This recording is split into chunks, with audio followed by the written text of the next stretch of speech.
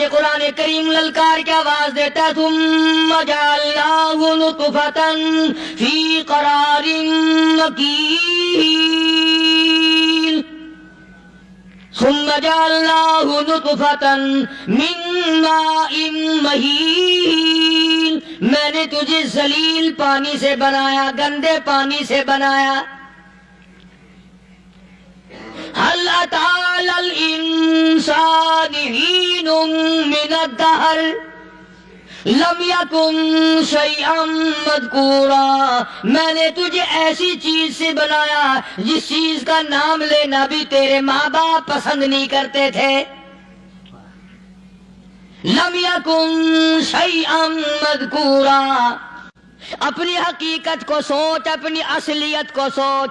اور پھر میں نے تجھے بغیر اسباب کے پیدا کیا، ذرا توجہ تو کرو۔ فرمایا تیری ماں ساگ کھایا کرتی تھی اور میں اندر اندر آنکھیں بنا رہا تھا۔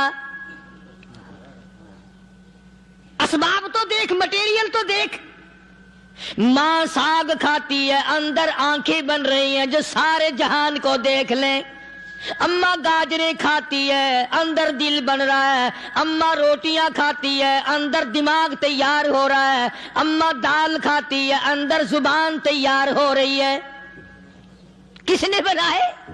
فرمایا آؤ، کبھی تم نے آسمان دیکھ کر تمہاری سمجھ میں نہیں آتا، ستاروں سے میں سمجھ میں نہیں آتا، چاند کو دیکھ کر میری خدائی سمجھ میں نہیں آتی، سورج کو دیکھ کر میری خدائی سمجھ میں نہیں آتی۔ اور چل تو اپنے اصلیت کی طرف تو دیکھ کر مجھے مان جا، اپنے مٹیریل تو دیکھ۔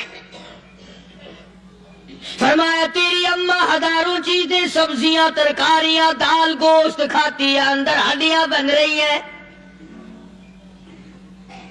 ادھر چائے کا پانی پیتی جاتی ہے تیری اماں، میں اندر اندر کتنا بہترین چہرہ بناتا جا رہا ہوں۔ فرمایا یخلقکم فی بطون امہاتکم خلقا من بعد خلق فی ظلمات ثلاث۔ اور میرے بندے، میں نے تجھے 3 اندھیروں میں پالا۔ ماں کے پیٹ کا اندھیرا، جھلی کا اندھیرا، رحم کا اندھیرا۔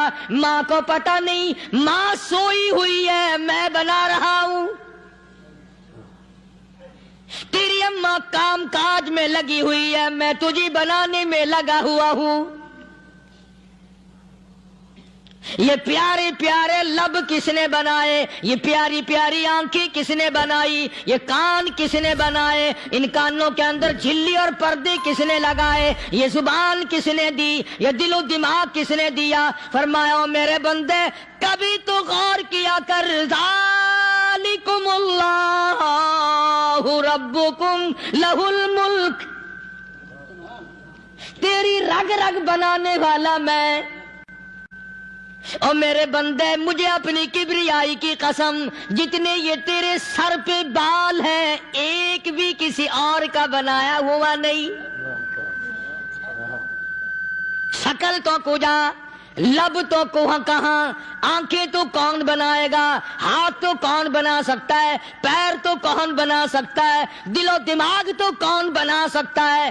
دماغ کے اندر سونگھنے کی طاقت کس نے رکھی؟ زبان کے اندر بولنے کی طاقت کس نے رکھی؟ چکھنے کی طاقت کس نے رکھی؟ ہاتھ کے اندر پکڑنے کی طاقت کس نے رکھی؟ پیر کے اندر چلنے کی طاقت کس نے رکھی؟ کانوں کے اندر سننے کی طاقت کس نے رکھی؟ فرمایا ذالکم اللہ ربکم۔ اور میرے بندے جب یہ سب کچھ کرنے والا میں اور میری یہ بات بھی مان جا، تیرا رب میں ہوں۔